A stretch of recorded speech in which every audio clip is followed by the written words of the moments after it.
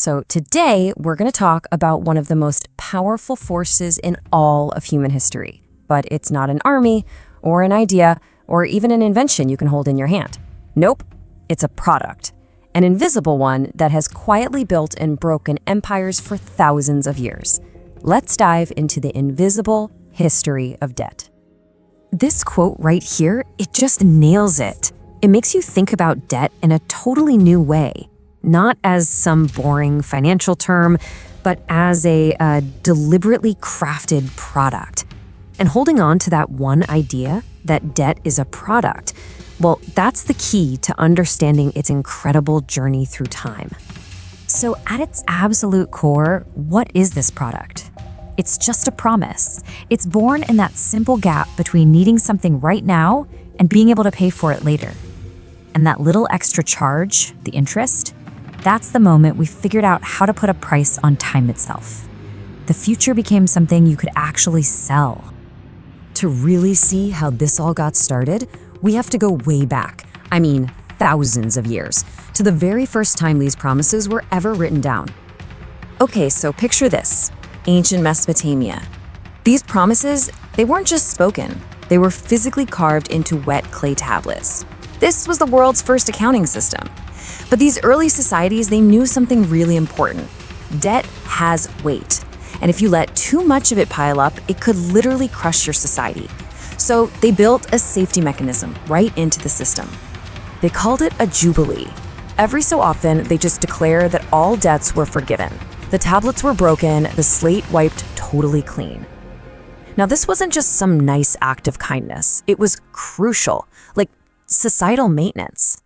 It was them recognizing that for society to have a future, it couldn't be permanently owned by its past. But as history moves on, the whole purpose of debt started to shift. It evolved from something you had to carefully manage into a seriously powerful tool for building dynasties. So, in medieval Europe, the church tried to put a stop to this. They banned usury, saying it was a sin to profit off of time. But the product? It was just too useful to go away. Instead, it got clever. It just changed its clothes. Shrewd bankers in Italy came up with these complex workarounds, calling loans trade contracts or using bills of exchange to hide the interest. The product was learning to adapt.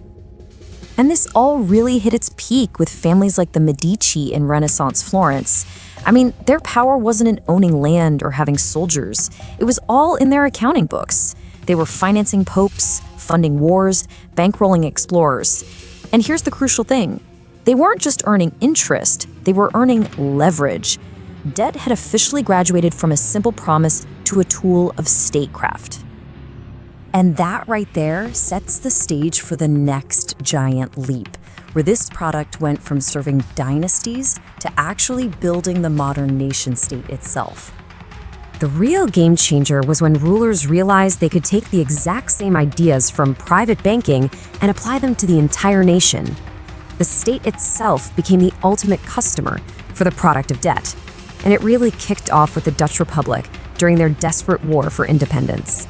And this just perfectly illustrates why lending to a nation became the safest bet in all of finance. I mean, think about it. Lending to a merchant? Super risky. His ship could sink, his business could fail. But a government?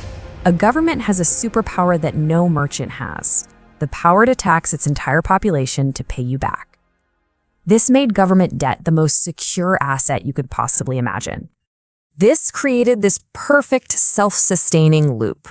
The government sells bonds to get cash, it uses that cash to fund its projects, and then it taxes everybody to pay the interest back to the bondholders, who, by the way, are often the wealthiest citizens in banks.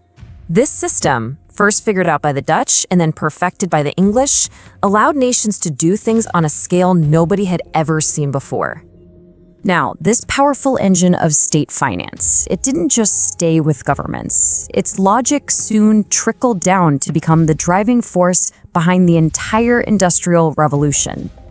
Yeah, the exact same financial tools, bonds, large-scale bank loans, the ones used to fund wars, were now just pointing inward. They were used to finance the massive infrastructure of industrial capitalism, the railroads, the factories, the mines. The product had found a massive new market. Then, in the 20th century, the product got another makeover. It was refined, repackaged, and ready for its biggest market yet: regular people, ordinary households. After World War II, debt was sold as the American dream.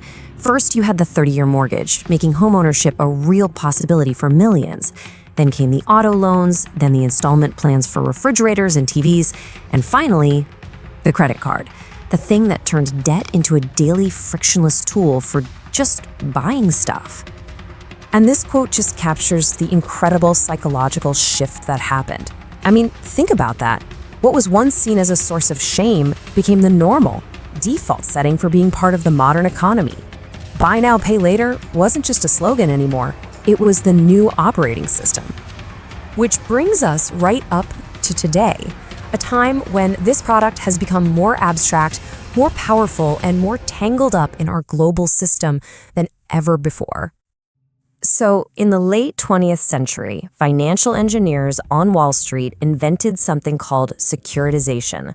What they did was, they took thousands of individual promises, your mortgage, your neighbor's car loan, and they bundled them all together into these complex new products that they could sell and trade all over the world. Your personal promise to the bank, it wasn't personal anymore. It was just a commodity. And this whole process reached its logical conclusion in 2008. The system got so focused on making and selling these abstract debt products that it completely lost touch with the reality of the promises underneath. And when it snapped, the entire global economy almost went down with it. But here's the truly wild part. The solution that was chosen to fix a crisis caused by way too much debt was to create even more debt with bailouts and stimulus. And that just shows you how essential this product has become. The system literally can't function without it. On a global scale, this whole dynamic plays out with institutions like the IMF and the World Bank.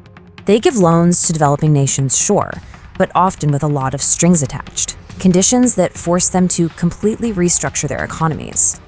Debt becomes the ultimate tool of political influence. It's a quiet but constant transfer of wealth and power from the countries that owe to the countries that own. So when you trace its path from start to finish, you see this clear evolution, from a simple promise scratched into a piece of clay, all the way to a complex financial instrument being traded by algorithms in a nanosecond. The product of debt has become the actual lifeblood of our modern world. And all of this leaves us with one last really critical question. After seeing its whole history, can we really look at debt as just a neutral tool, or is it something more? A brilliantly designed product whose main function is to turn the future into profit, and in doing so, to systematically funnel wealth from the many to the few? That's something to think about.